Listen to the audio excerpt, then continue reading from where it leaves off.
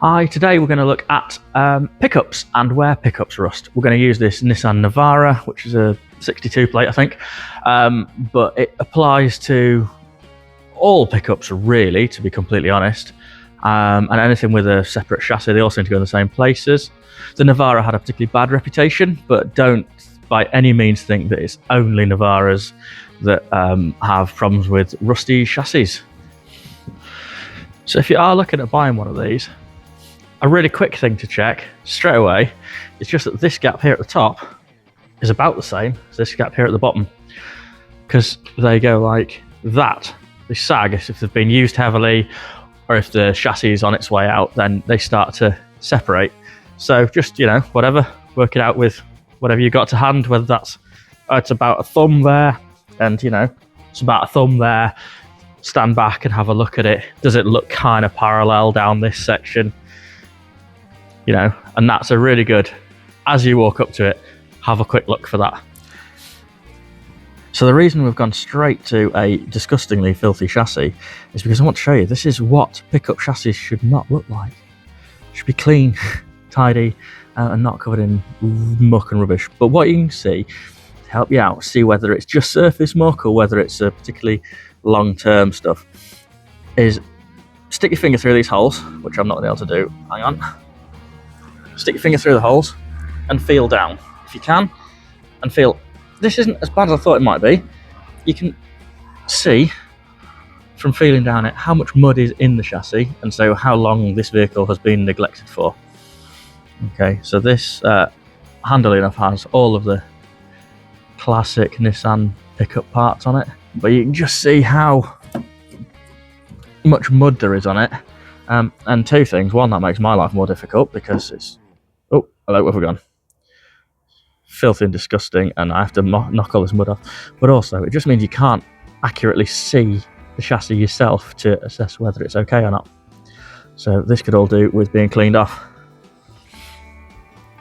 What these holes in the chassis can be used for, which is really useful, is actually cleaning it out. So I always recommend getting a pressure washer or a hose pipe and just sticking it in there and just flushing it and flushing it and flushing it until the water comes out clean. And that way, the inside of your chassis won't be full of mud and trapped grot that will make your chassis rust out, or it will at least slow down the process of your chassis rusting out.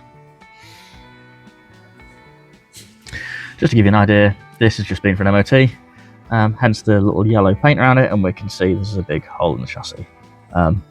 We'll cover those in a bit, but I just thought I'd show you.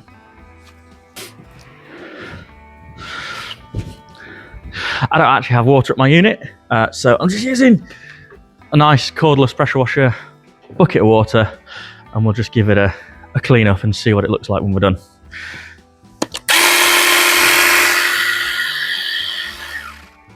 Imagine if that had worked.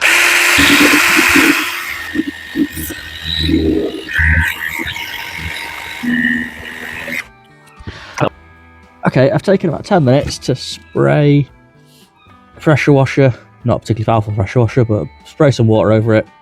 Okay, we can see that's the hole that we knew was already there, but hidden underneath the mud, let's see if we can get this on shot, is where are we going? See that there? Can't see it very well. Try to get the angle on it. I'm sure I'll get this in edit. Okay, there we go. Got a hole. I think it might be a factory hole, but it's just started to crack and you can't quite see it. That crack runs quite a long way down. You've got a little bit in there, which I'll try to do some editing magic on. You can just about see a crack running all the way down the chassis there. And then if we go a bit further along the chassis, see more there. So that was all hidden underneath the mud. That's why it's important to occasionally wash these things so you can check it. So that wasn't actually picked up on the MOT as an MOT fail, despite the fact that it is actually a fairly significant crack appearing within the truck, because they just couldn't see it. No fault of the MOT garage, but they have to test it as presented. But there's a crack there, and that's not going to get any better.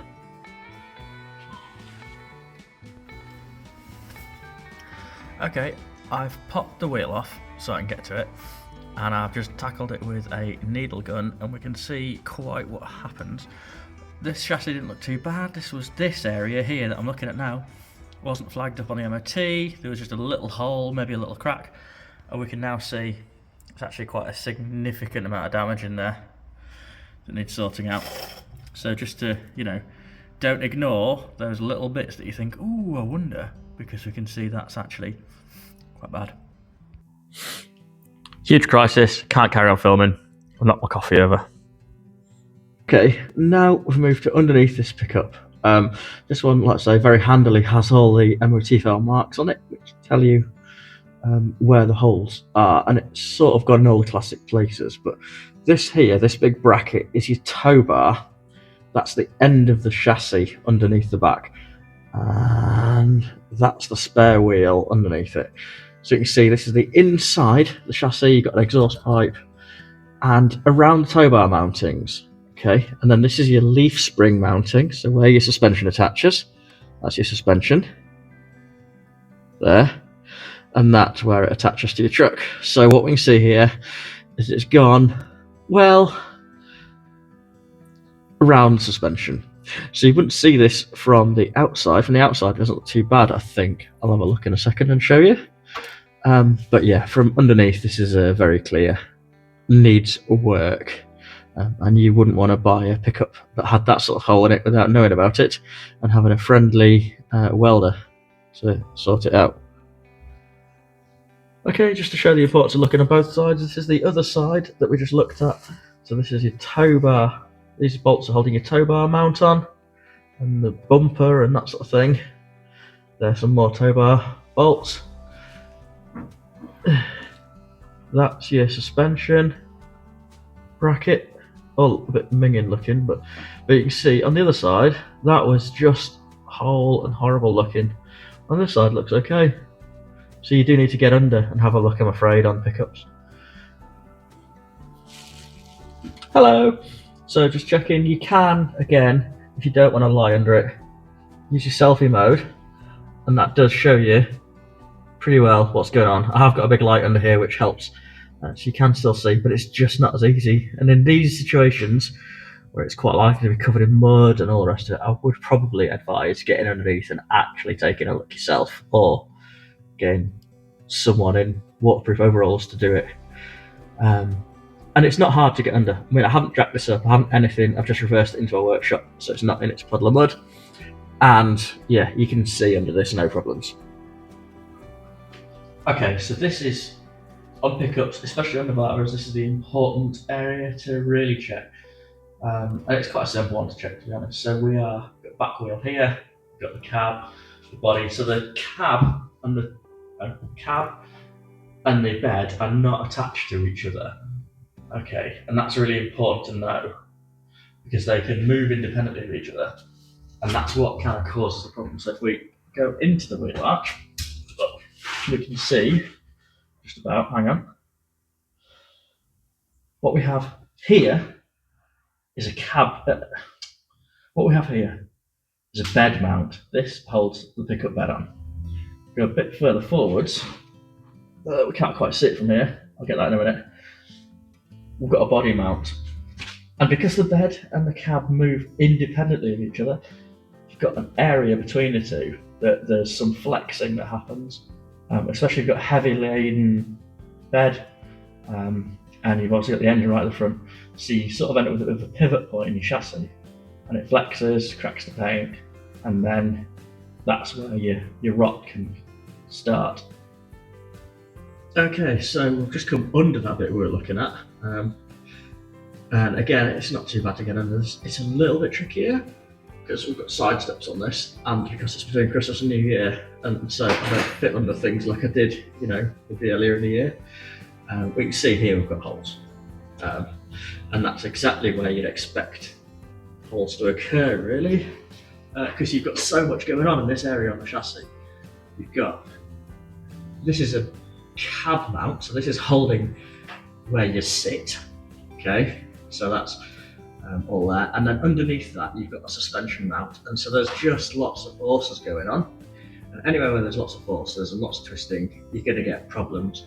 And this area here between your bed mount your cab mount and your suspension is a real high stress area, and that's a really common place for them to, any pickup, to start to go. It's also where all the rubbish collects that gets flicked forward off the wheels, so it's generally a mucky place as well, and so things just rot and go in there. Here we go. Look at that. Ugh, big lump of rust just come off there with just a finger. Okay, don't know if you saw that. And I'll just check that now with selfie mode for you on the other side. Yeah, see again, it's worth actually getting under these rather than selfie moding it because it's just hard to do. We can see some yellow paint, we can see a hole, but you'd be hard pressed to see that hole without actually having the yellow paint on it. I've got a light under there. So this is an area that is definitely worth actually rolling underneath and having a look, getting prepared to have mud fall in your face and things, so you can actually have a proper look. Because if this is this is literally a deal breaker. This is where these trucks snap in half. So it's worth taking the time to check that that it's nice and solid under there. Okay, this is what's always interesting about pickups, is that from that point forward, from that complicated area with the suspension things, it's had to be pretty good. I mean, we've seen that this truck, the back of it, is quite bad. But yet this bit is, it's solid, it's nice, it's smooth. Yeah, it's a bit damp, a bit muddy. That's a drainy kind of hole. It's not terrible. So yeah, you kind of, it's the rear end of pickups. It's often the rear end of vehicles that goes. You've got just check your body mounts, check any mounts that come off it. Like I say, anywhere where it flexes, you want to check. Wow, sorry if this makes you feel sick. Check anywhere where they flex to make sure they don't crack or whatever. Again, check both sides. Not too hard to look at. Just a little bit of faff.